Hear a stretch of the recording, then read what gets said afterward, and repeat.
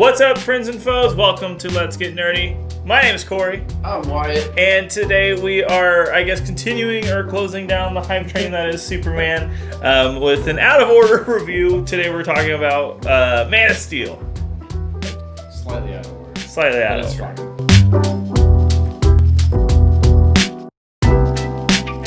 That's right.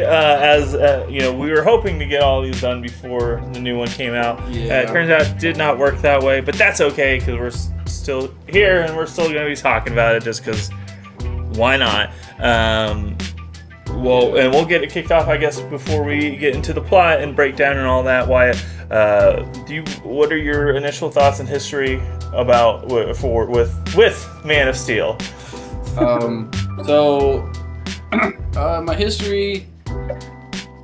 What is my history with this movie? I saw it one time in the theater, I think. I saw it the same day that I saw World War Z.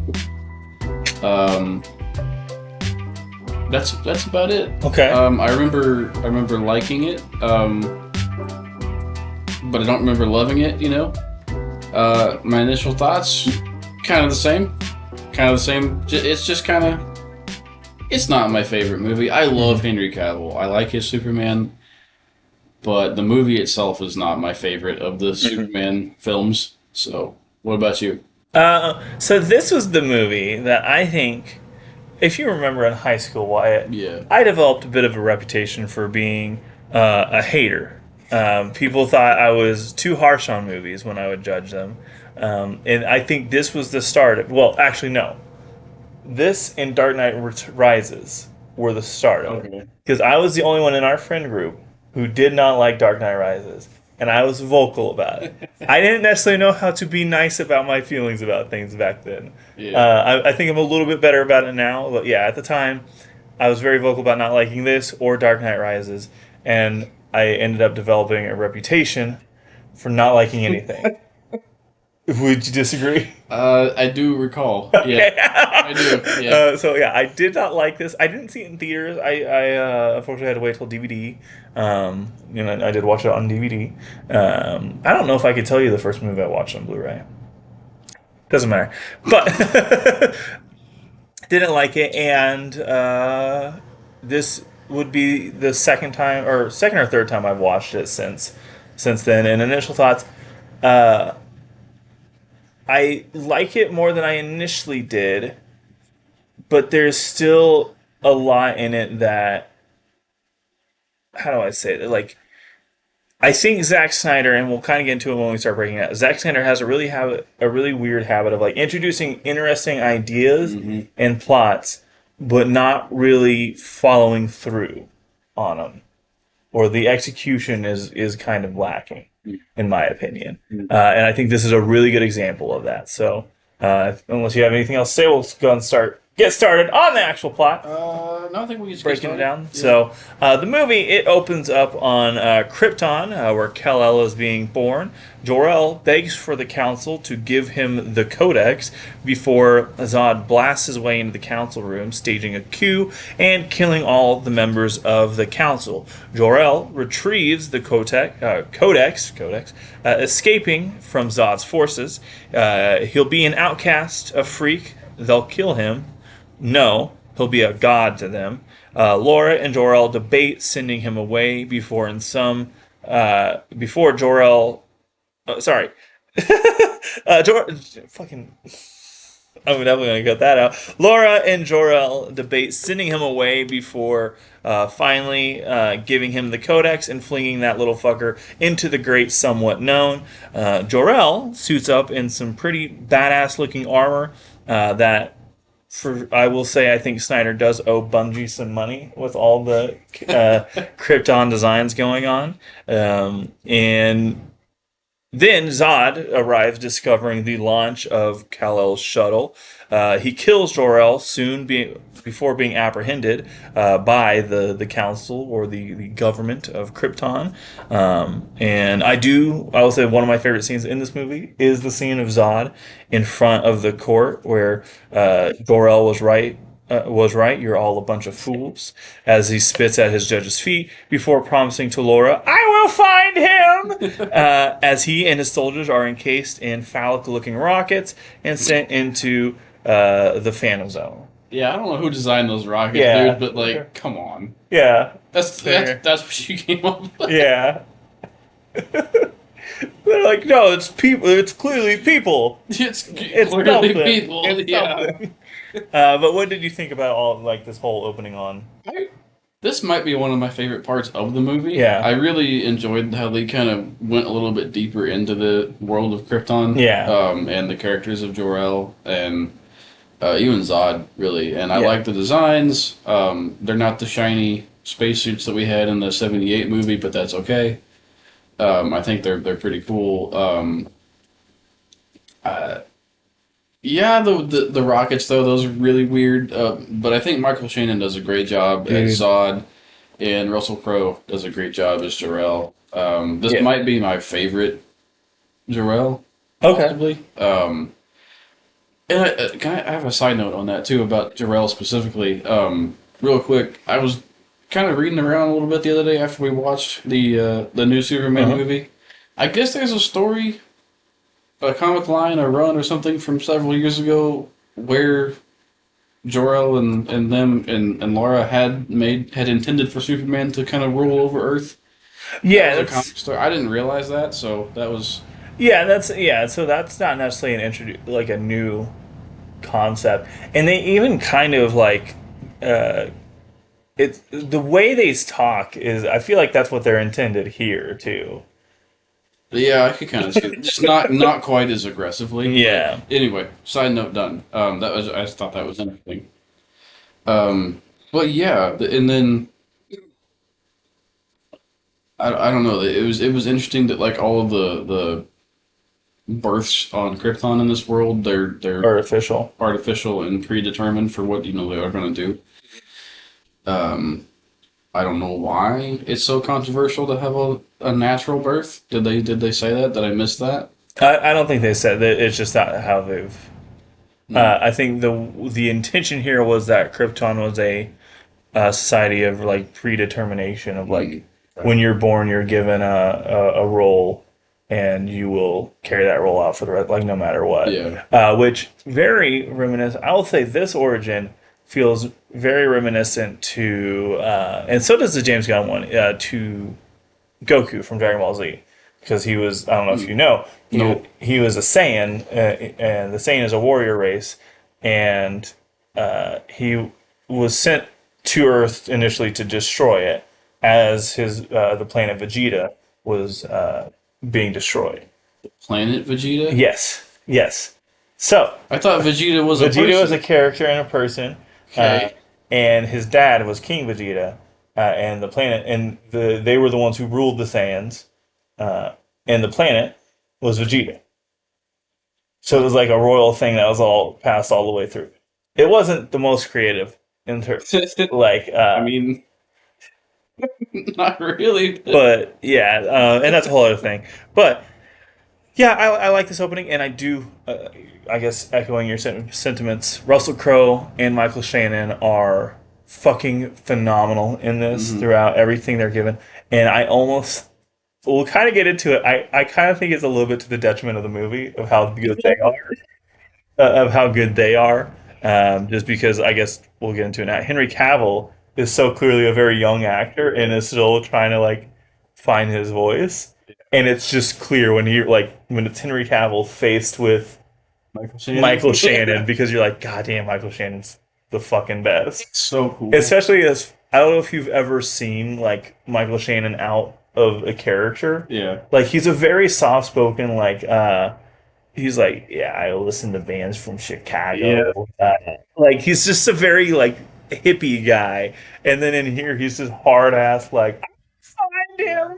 He's intense as shit. Oh, yeah. And then I noticed Laura. She looks very familiar, and I don't think you haven't seen Daredevil, have you? Like season 3 and Born Again. I've seen Born Again. You've seen Born Again? Yeah, we did a whole video. Oh my god! I haven't seen season 3 no. Season 3, but she plays Fist. Jesus, Wife, doesn't she? Yeah, she plays Vanessa. Yeah, I knew that. I knew you've seen Born Again. It's kind uh, of. I don't anyway, have enough caffeine in me yet. yeah. Now we find ourselves in an episode of The Deadliest Catch as we are introduced to Henry Cavill, not doing so well as a fisherman. They keep calling him Greenman? Greenhorn, I Greenhorn, think. Yeah. Greenhorn, that's right. But then, when they get a radio signal about an oil rig ablaze, Clark springs to action, rescuing the crew stuck inside, who are left speechless to how jacked this man is. And just wait until you see his back. Oh my god. Anyways, Clark escorts all of the men to the rescue helicopter, catching a tower that's about to fall on top of the said copter. Do you say? I have this in mind. Do you say chopper or copter when you're Chopper. chopper? Yeah. Okay. I feel like only little kids say copter. Anyways, Clark catches his tower. His back has even more abs than his front. You then, I guess, what do you think of the oil rig scene and how jacked Henry Cavill is? Oh, the dude is unfairly jacked. Yeah. I mean, he physically very much so is Superman. Yeah, you can bounce a penny off those abs. Yeah, it is not fucking fair. The oil rig scene, I mean,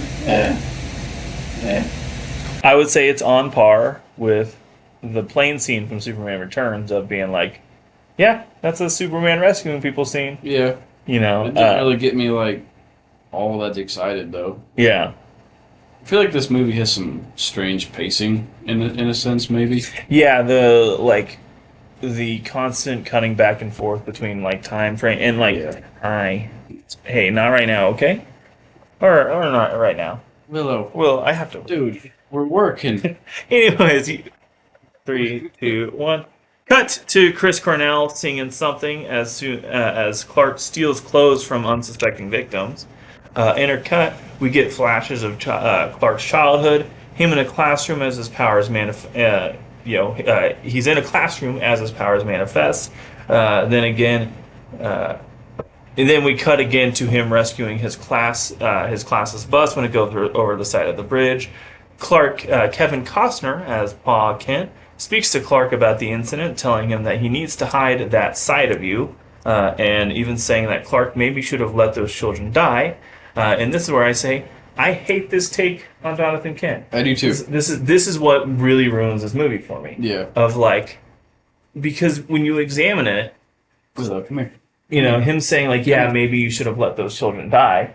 He's not just saying that about random children, which already is like, oh my god. Yeah. He's saying that about, he's in Smallville. He's saying that about people he knows. Yeah. Like People like other farmers' children that he knows. that also presumably he would have grown up with, and he would have Yeah. known these kids as babies too. Yeah.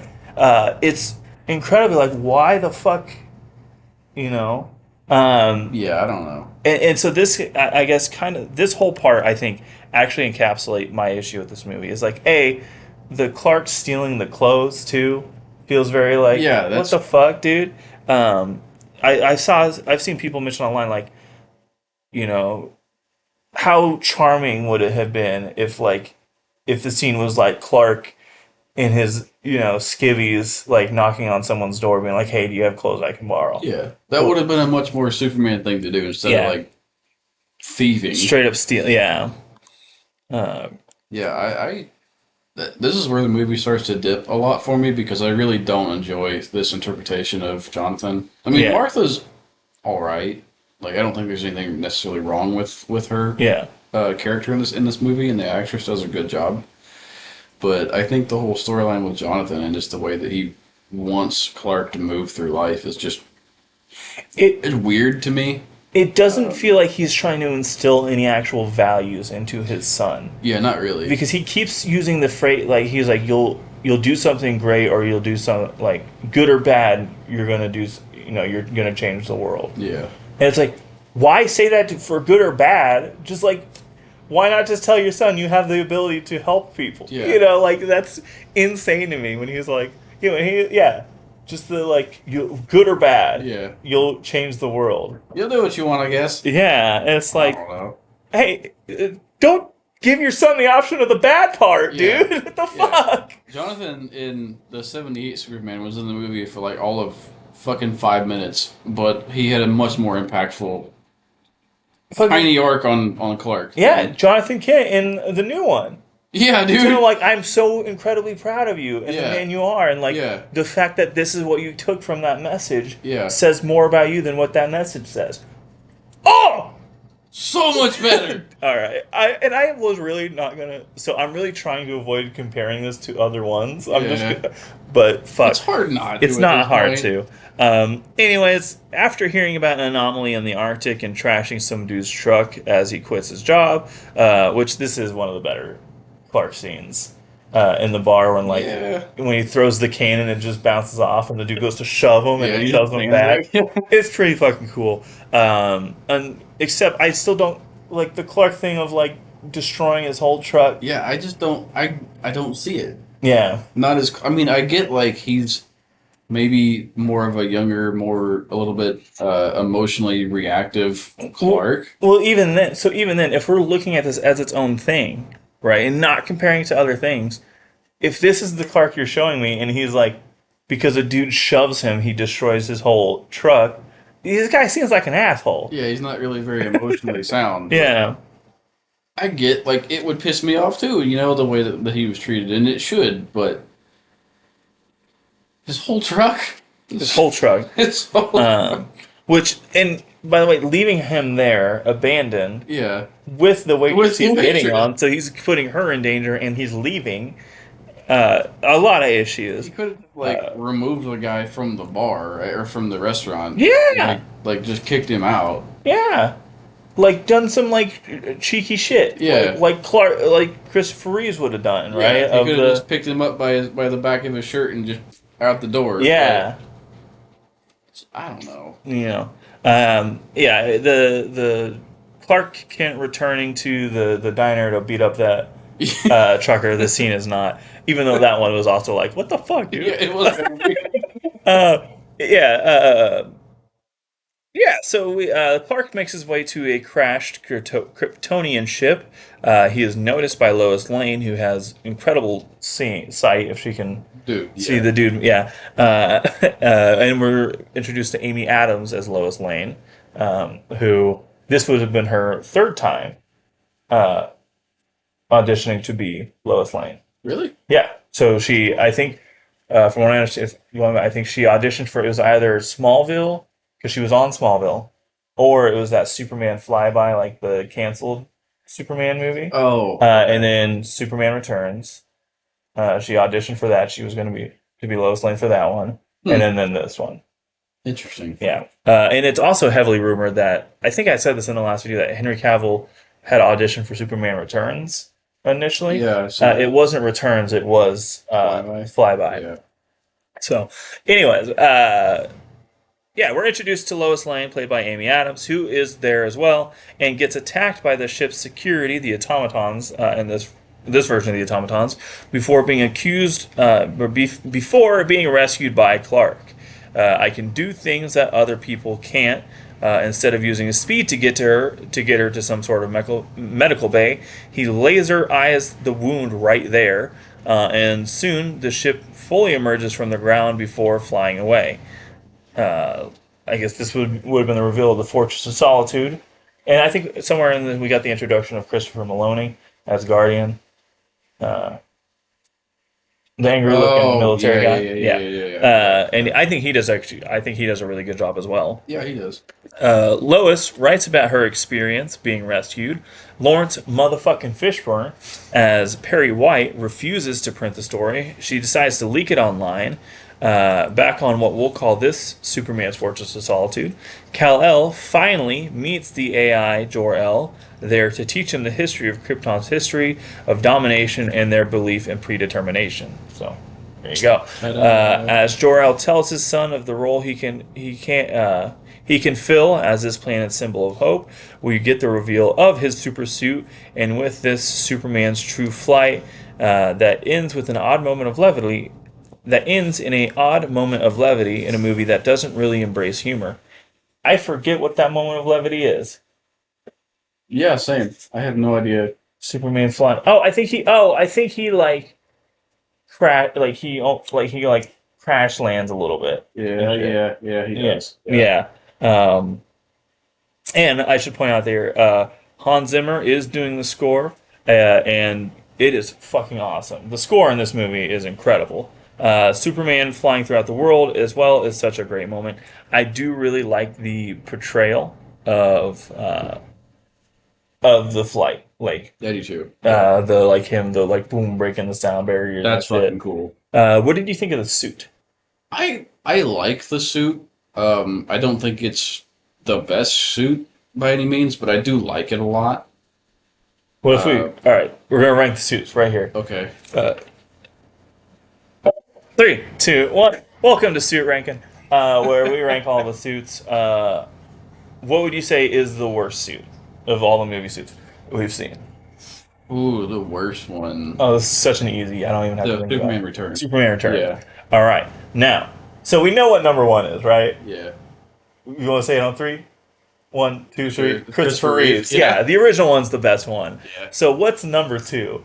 Do you like this one or do you like the new one? I like better? the new one. I like the new one better. Yeah. So this is like a nice number 3. Yes, very good. Now, are we also including the bad Superman costume from 3, where it had like the darker reds and stuff like I that? don't think so. Really? Okay. I think that would be number 2 for me. But You think so? yeah, I like Okay. it.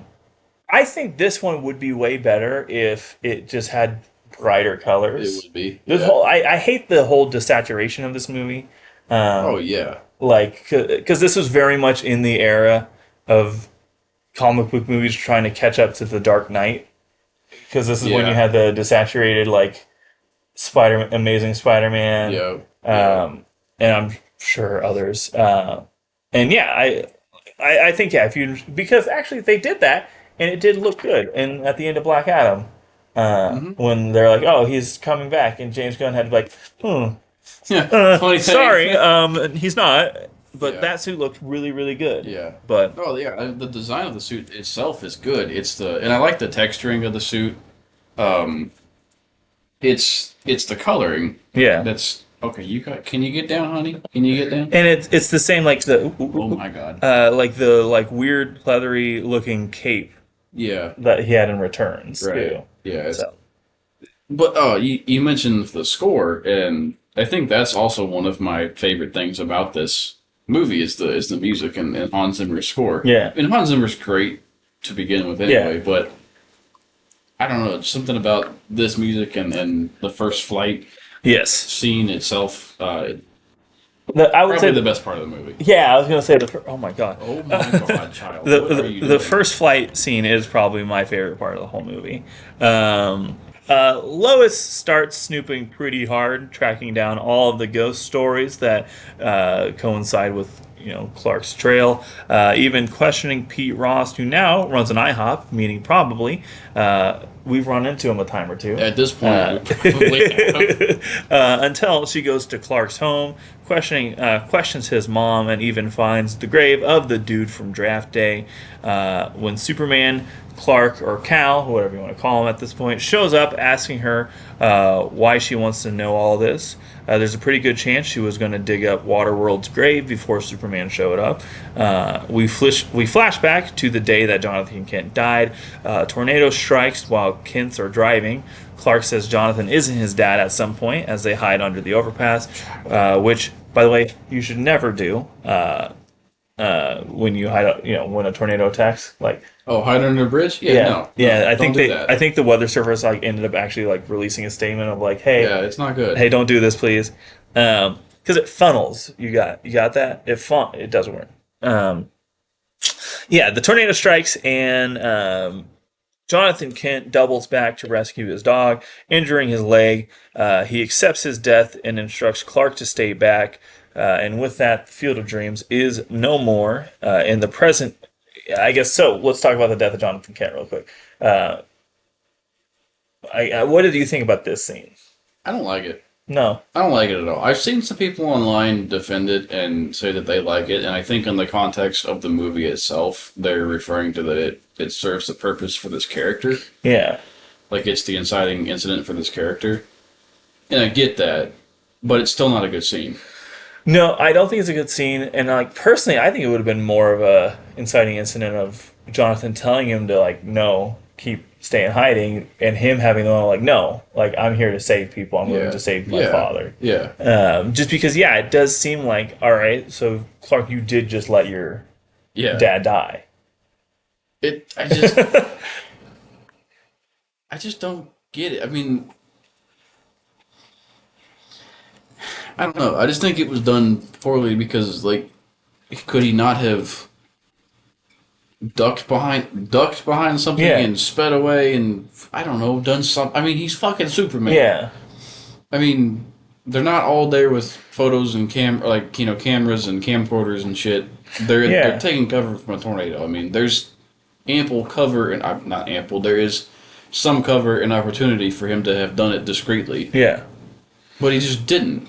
And Well, for Jonathan just to be like, no, yeah. Or you could even have like the a moment of, how do I say, like, I feel like you could have had a moment of Clark rescuing, like, both of them rescuing people, and yeah, Jonathan getting stuck, and Clark having to choose, like, choose between a stranger or his dad, and his dad encouraging to save the just a stranger, stranger. and like, Yeah, just so that, like, it's always a thing of like, how do I be better, or say, yeah. Which that would have made sense too. Or I mean, like he could have ran out there to save his dad, knowing that he could withstand the tornado. It's not going to rip you apart, hmm but it would have given him the cover to get Jonathan through it or outside of it, in some sense, and not need to be seen by everyone flying away. yeah, I mean, it's a giant wall of wind and rain. yeah. I'm not saying it's a perfect cover up or other idea, but it's another. I mean, Well, and so actually, yeah, let me compare this to one of my favorite fucking moments of Superman in the comic books from one of the greatest Superman comic books, Superman for All Seasons. There's a scene. The first issue is actually very similar to what's happening in the Man of Steel. The first issue is from the perspective of Jonathan Kent as he's wrestling with what to do with Clark. Literally through, like, the issue opens up with, like, Clark. He's like, Jonathan has been struggling with this rock for hours, trying to, like, get out from the dirt, and he's kind of addressing the thing with Clark, but he's not. Like, Clark ends up pulling the rock out with just his bare hands, hmm, and being like, "Oh, look, Dad, I did it." And, like, Jonathan just doesn't know doesn't say anything and just walks away. And then throughout the issue, it's him and Martha have these conversations where Martha's like, "We raised him right. Like, he's going to be a good guy," and like, Jonathan is saying, like, I don't know how to contend with these power. Like, how do I raise somebody with this ability? And Clark, how is it, like, again, Martha maintains, like, we raised him to be a good guy. And throughout that issue, it's him, Jonathan Kent, having to remember all of the things, like the first time Clark fell down, the first time Clark walked, like, remembering the moments of him raising Clark and being like, yeah, this is my fucking son, and, like, I trust him. And then at the end of the issue, a tornado hits, and they're trying to get Clark in the tornado shelter. He's, like, out in the field, and the tornado, like, actually sucks up Clark, and he sees somebody, just literally a random person in Smallville, in danger, and he grabs them and, like, holds them down hmm, and keeps them and protects them. And the issue, pretty much, towards the end of, like, it, Clark has the moment of, like, as he's walking back from the tornado, okay, he says to Martha and John, like, I could have saved everybody. I could have done so much more.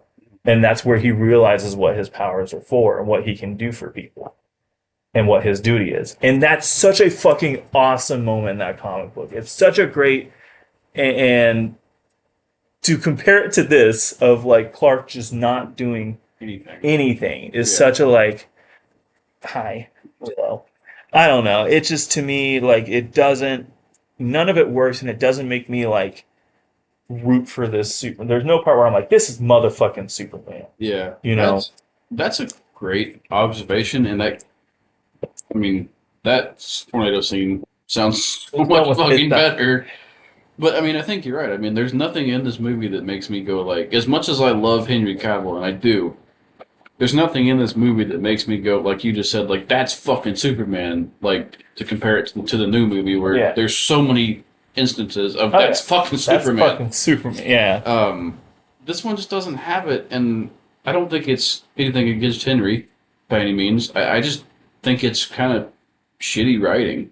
Yeah. I mean, I know that may be unpopular to say about Zack Snyder, I don't think it is. but It's so popular at all. I know he has like a fucking cult following. Yeah. If you know, there's very diehard Zack Snyder fans. I'm not one of them. I don't really care for Zack Snyder's movies all that much, or his storytelling, but it's just there is nothing like he. It's like he expects you to just. I mean, we know this is Superman. Like we're going into it knowing it's a Superman movie, but he just wants you to know this is Superman. Like you come into it with the expectation of like I'm supposed to be super hyped for this character and this and what's going on, and I'm just supposed to be excited for it because it's Superman.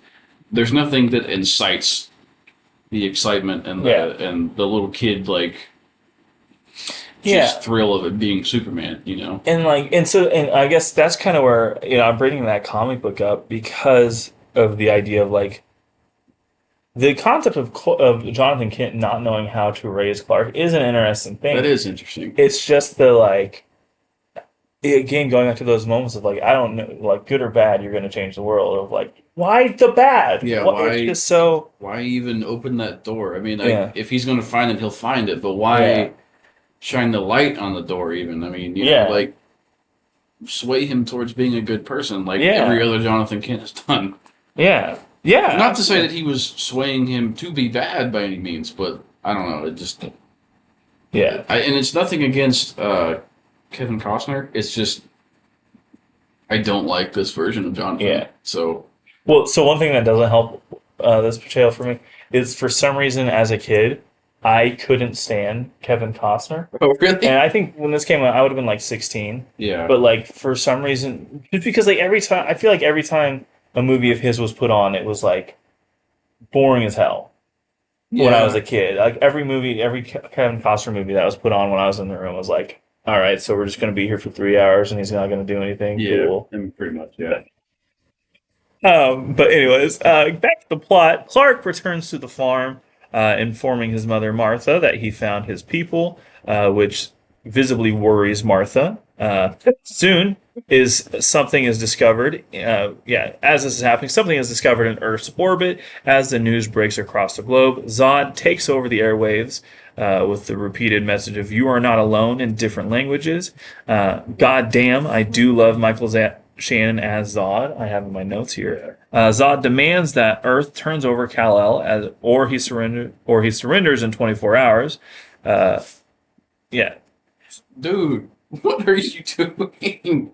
Hi, Willow. Zod demands that the Earth turns over Kal-El, or he should surrender in 24 hours, or he'll watch the world suffer the consequences. It does need to be mentioned, the sound design throughout this movie, but in this scene in particular, is spectacular. Mm-hmm. One of the stronger points is the sound design. I would actually... I know we keep getting off topic, and I don't even know how far we're in the movie. I would actually compare Zack Snyder to more of a Gareth Edwards, where I think visually and visually and design wise, they do fucking awesome things. Yeah, it's just always like the writing side of what they do. Like if with not just Godzilla 2014, but like Rogue One. There was a lot of other writers involved with that. That I think Gareth Edwards was actually a replacement for somebody. Say. I feel like I don't remember exactly. Don't quote me on that. But like there was a lot of other hands involved with Rogue One. And then if you watch his newest movie, like The Creator, is what it's called. Visually spectacular movie. It like. I thought his newest movie's Jurassic World, isn't it? Oh, I guess he did Jurassic World, which I haven't seen that. It's fucking amazing. You like it. I have not seen it. But before the Jurassic World, he did a movie called The Creator with John David Washington. And it is very okay. The plot is like second thought is very clear. Like the visuals is the point of it. And visually it's stunning. It's just not an engaging movie, and I kind of feel the same way about a lot of Zack Snyder movies. I think that's a fair observation because Zack Snyder. I mean, he does he shoots a lot of great things and has a lot of great set pieces and designs and aspects in that regard. But yeah, you're right. Story wise, it's just not I there. mean, to this day, his best movie is the simplest plot of 300. 300. Yeah, Yeah. and even that's there's too much weird shit in it. I mean, Oh, I really? know it's based off of the comic. Yeah. What do you mean too much? You don't like 300? No, I love 300. Don't get me wrong, but I just wish it was more of a. It was more so a more Historically accurate? historically accurate rather than based on. I don't know who wrote the graphic novel that his movie is Yeah. based on. Oh, I forget, but Um, for some reason I want to say Frank Miller, but I don't know if that's correct. it No might clue. be actually. I think it's Frank Miller.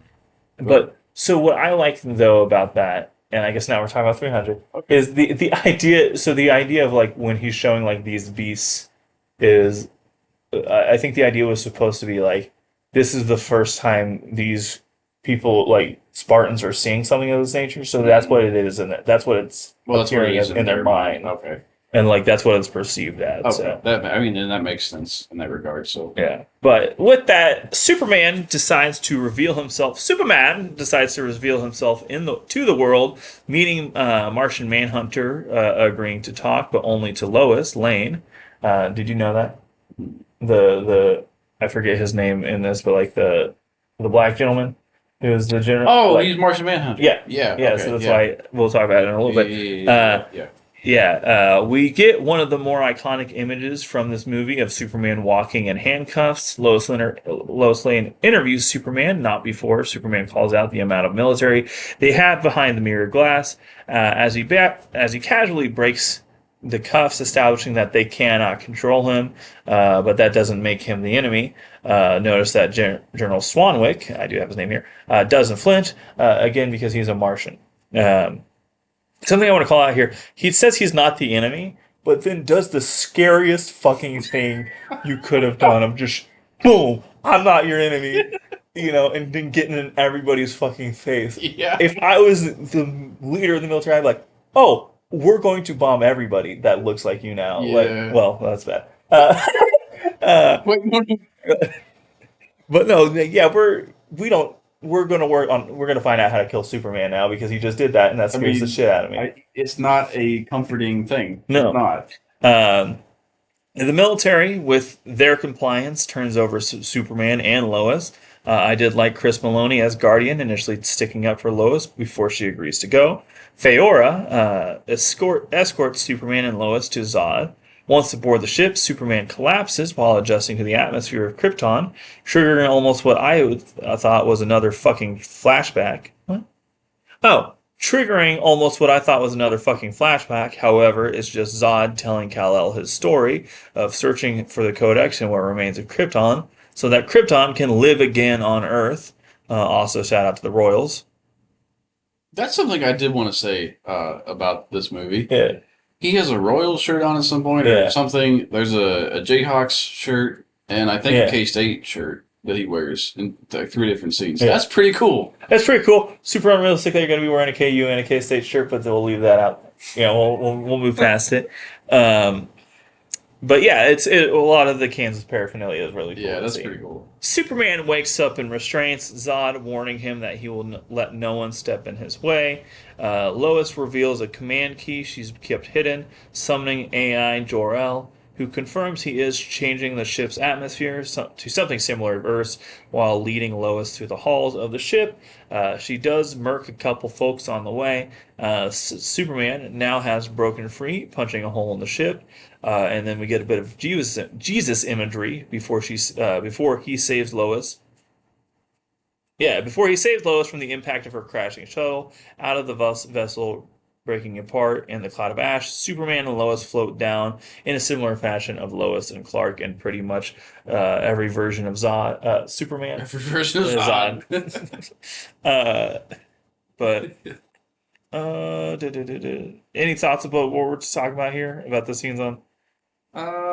Not particularly. Other than I feel like I haven't commented on Lois at all. Yeah.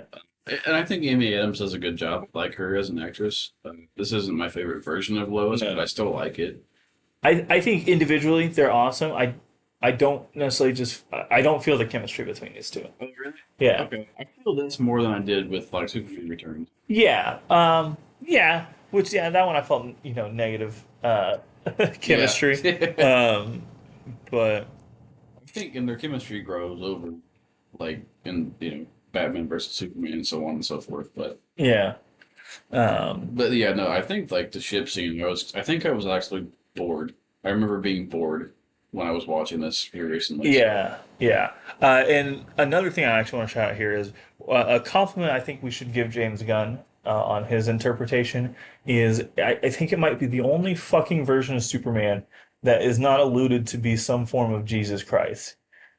yeah, Like, that's true. there's no crucifix. There's no and like Christopher Reeve's Superman. I don't think they did it as heavily handed as this, but they definitely did it a couple Yeah, times, and especially the I think the Brandon Routh one did do the like like the pose thing. pose floating in Yeah, the sun. Um, yeah, I'm glad James Gunn stayed away from that. dude, I just But want to talk about the James Gunn movie again. Zod makes the mistake of showing up and threatening Martha Kent, sending Zod. Clark sends Zod through the fields, buildings, and a gas station. Once Zod's helmet breaks, he struggles to acclimate. The non of this group wrecks the jets that have been deployed, which I thought was a pretty cool scene. That was pretty cool. As Feora throws soups through the IHOP, the worst thing to happen in this whole movie. Somewhere here in Feora and Non. I don't think he was actually given that name in this movie, but that's what I'm calling him. Yeah, Switch. Oh, they switch as Non starts throwing Superman, and Fiora knife fights Guardian. Superman damages Fiora's helmet, overwhelming her with the atmosphere as Non chucks a train at Superman and retreats. I guess, what did you think about this initial fight? I thought it was fun. I mean, the poor IHOP got destroyed, so that's disappointing. But Yeah, no, I thought it was fun. It was cool to see like how fast they moved and how much more skilled those two were. yeah, I guess skilled and or just like more accustomed to fighting. And Superman's trying to figure out how to fight, I yeah, guess, in a sense. yeah, And he got kind of, you guys asked me a little bit, but he kept getting back up, which is, well, it was cool. yeah. And then the poor guy was going to knife fight her, which wasn't going to go very No, well. no. But I think so. I think visually this fight is fucking It's awesome. really good. And so, and I guess this will also extend to the actual final fight between Zod and Superman. Um, Visually, fucking incredible. Like I could watch this all day. Like it's they base it off of they actually base off like the not the fight itself, but like the storyboarding of it off of like Dragon Ball Z fights and stuff like that. I could see And that. that's very evident. That being said, I think the logic of it I don't like. Like the initial anger, right, of Zod threatening Martha, I get Yeah, and sending him through yeah, the yeah, whole. yeah, But then he is sending him like he's fighting these people in Smallville and sending through all these buildings in yeah, Smallville, where it's like it looks fucking cool, but then you start thinking about it, you're like Clark, you're sending these people, you're destroying these people's businesses, you're yeah, destroying like people's lives right now yeah, of people that you know, like yeah. and then extend that to like when he and Zod are throwing each other through skyscrapers and like Right. it they're yeah visually awesome in a vacuum awesome. When you start thinking about the logic of it, and like I know that's kind of the meme of this of like how many people died to save Earth in this movie and all that, um, but I think it just doesn't. I don't know. But yeah, the fight on its own, if we're just having fun, was cool. Yeah, I mean, it is cool. I never really thought about that, but that's an interesting point because, like, we're both from a small town. I We're don't. we're pretty much from Smallville. We're pretty much, yeah, from Smallville in a sense. And I'm not Superman, obviously, have never been in that situation, but I mean, they're after you. You might try to get away from Yeah, the citizenry and the township itself to avoid that. But I yeah, get, it's in the moment, and it's cool to see buildings get destroyed in a movie, so, there's that. yeah. So with that, because I do have to leave in like 10 minutes, so Oh, shit, we'll start okay. to wrap it up. Uh, we'll cut to Zod deploys his most powerful terraforming device known as the World Engine, which starts damaging Metropolis and risks humanity's extinction. Clark destroys the terraforming platform while the military launches an attack on the Black Zero, sending Zod's troops back to the Phantom Zone. With the ship destroyed and Krypton's only hope of revival gone, Zod vows to destroy Earth and its inhabitants out of revenge, as the two Kryptonians engage in a lengthy battle across Metropolis, which concludes. Clark is forced to kill Zod as he attacks a family trapped in a train station. Was there any specific moments in the final fight or these final sequences that you wanted to call out or have comments? I mean, the World Engine was kind of like, I mean, I didn't really have much of an opinion on that. It was cool to see the imagery when Zod was explaining his plan, and then there's all the skulls, and Superman sinks down into them. That was cool. The fight itself is really cool. It's a really fun fight. It is one of those, like you were talking about, in a vacuum. Super cool. The whole fucking city got destroyed, though. It was like worse than Godzilla fighting fucking Mechagodzilla. Yeah, it felt like it was pretty bad. But very cool. It was cool to see Zod adapt and learn how to acclimate and fight with these new powers from the Yellow Sun and fight Superman and shit. And that was cool. It's cool. Zod is. I think this is. I mean, this is the best version of Zod that we've gotten. I think live action. Objectively, you're correct. I still love the Terrence Stamp version. Okay. Because you know what? I think there's a complexity there that people don't recognize. I love it. That moment where he's in the White House and he's conquered Earth and he's like disappointed it was so easy. Yeah. I love that idea of it. Obviously, cool. Didn't really explore it. And yeah, I like this version too. Just he knows nothing other than his mission because of the predetermination part of it. Right. I really do like it. I think again, Michael Shannon as Zod is the best part of this movie. Yeah. And yeah. I guess. When you get that haircut? Zod's haircut? Yeah. I don't remember what it was. It was just like a really hard and fast, like Caesar haircut. For sure, I'll do it. Fuck it. I got a bad hairline anyway, so fuck it. The part when Superman has to kill Zod, though, that I remember when we were in high school talking about this movie. I thought it was cool, because it was like edgy and cool and like, oh fuck, Superman had to kill somebody. And I remember you distinctly not liking it and actually hating it. Yes. Kind of go back to what you were talking about earlier. I didn't quite understand it. I do now, though, and I really dislike that. So and you know what's funny? I'm not as hard and fast hating it now as I did back then because, the whole, Superman doesn't kill thing. I don't hold Superman to the doesn't kill rule as hard and fast as I do Batman. I think it's more integral and more important to Batman. Yeah. That's a whole other conversation to have. But my problem now with this is the fact that, it isn't really introduced as a concept, I don't feel like. This whole idea of, if it was more of, you can't harm life, or is it more of I see. And then some people were like, oh, he, Clark is sad because he just killed his only connection to his own world of Krypton. But there's never an actual, established connection. There's never a moment where Zod and Kal-El connect as people. Yeah. The whole time Kal-El is like, you're evil, I have to stop you. Yeah. No, that's a great point. I feel like that's part of what I don't like about Zack Snyder is, he just makes, big, edgy moments. Yeah. That are just big, edgy moments. There's not a lot of thought to them. It doesn't seem to appear to be anyway.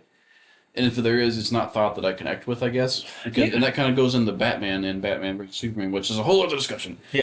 But, yeah, that's true. I mean, it's just kind of a flat moment that's I guess it's meant to be like an oh shit, but there's no real weight behind it. Yeah, and, so if it was a kind of more of a consistent concept, I think this moment would hit hard. Would hit hard. Because in a vacuum, this scene when Clark breaks his neck and screams, it's fucking awesome. It's a And yeah, it's the best acting that Henry Cavill does in this whole movie. yeah, But it just isn't. I don't know. Like it's again. I guess talking about the Clark or Batman thing of like Batman just killing without knowing why Batman is now killing. It's just like, okay, so Batman is just the Punisher in this, right, yeah, and that makes sense that Superman wants to stop him. right, yeah. It does make sense. And yeah, I don't know. It just kind of is. It feels empty. Is It what it does. does. It feels empty, and it feels like this was a climactic moment that should have been at the end of maybe two or three movies with Zod having some kind of a conflict with Superman, even or just more of an arc, more of Yeah. an explored arc, because it does feel like it's meant to be such a weighted moment, but there it is. It is just flat, and there's no. Yeah. I don't want to say there's no, but there's such a lacking of like I don't know. I mean, what we've been talking about. There's just not a lot to it other than Yeah. like, okay, he broke his neck. Yeah. I don't know. Yeah. I feel like I'm just saying the same shit over and over again. But I had an interesting observation. I think about this movie and kind of the era of these movies that were this time period of superhero movies. I really enjoyed Henry Cavill as Superman, but I think this is without. I just now realized that this might be my least favorite era of superhero movies. Is that if like as a Like, whole, like this is when I started to kind of like they started to kind of decline maybe for me in a sense of like the enjoyment and the wonder, I guess, if you will. that's interesting. Well, I mean, in DC's more so than Marvel, I guess. well, that's, but that's interesting because this is when the MCU was like it was the MCU's at a height. was getting started. Yeah. Well, yeah, it's getting started, yeah, but like, I don't, and I think it maybe is because like they were trying to be so edgy and dark and like just Yeah, unnecessarily so. This is definitely the era of trying to fix Superman.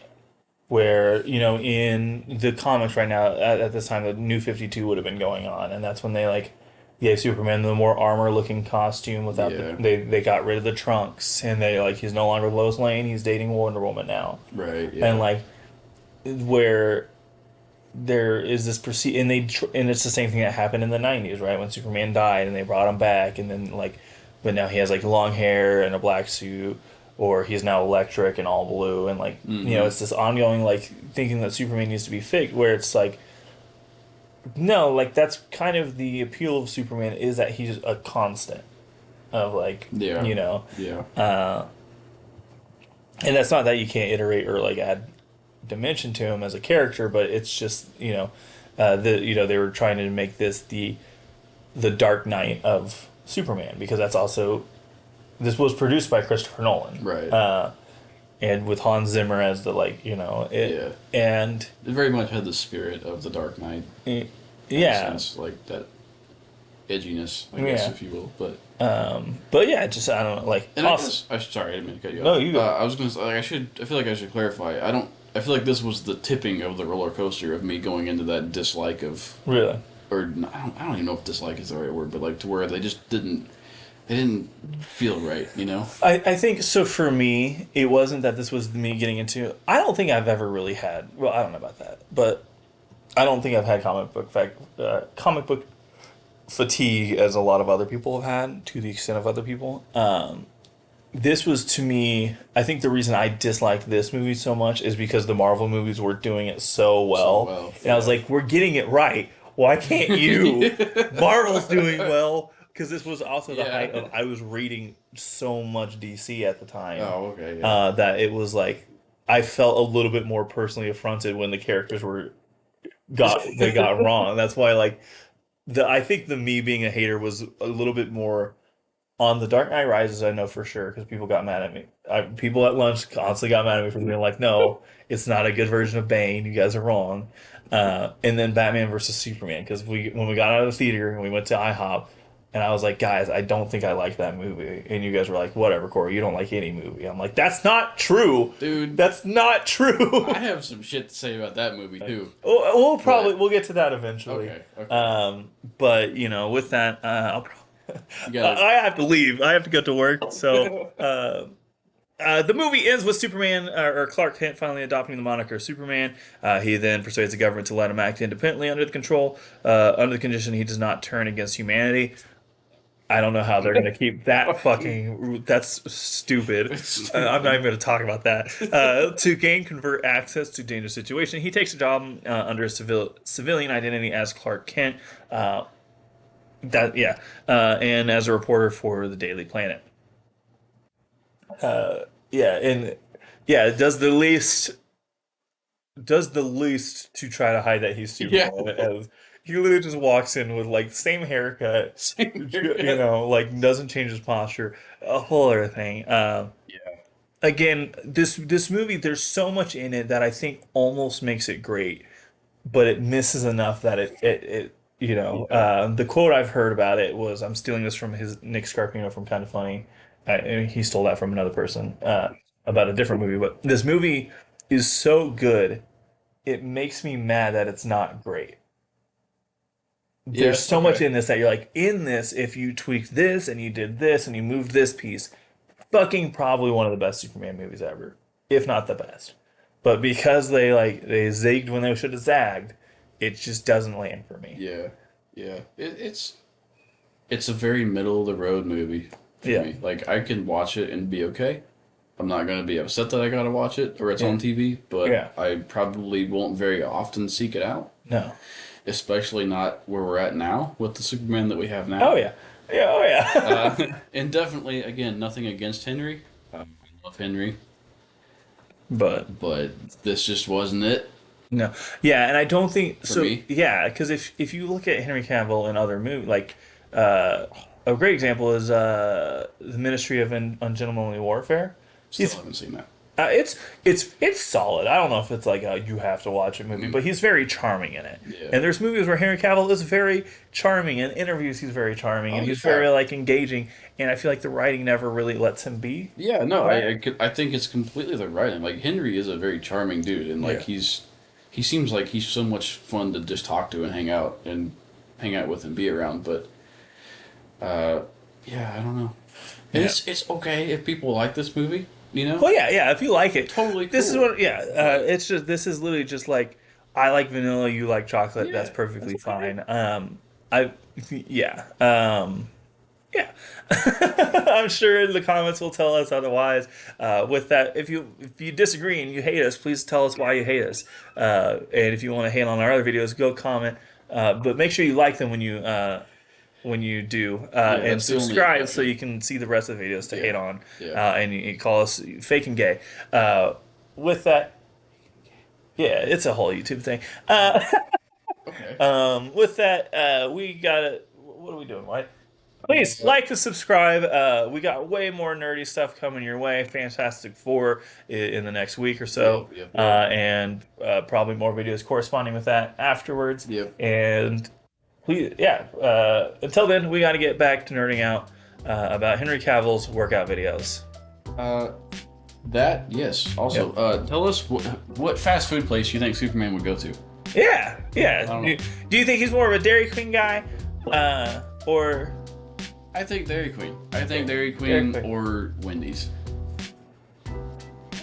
I could see Wendy's. I was gonna say Burger King, but Burger King sucks. So, I'm not gonna say it.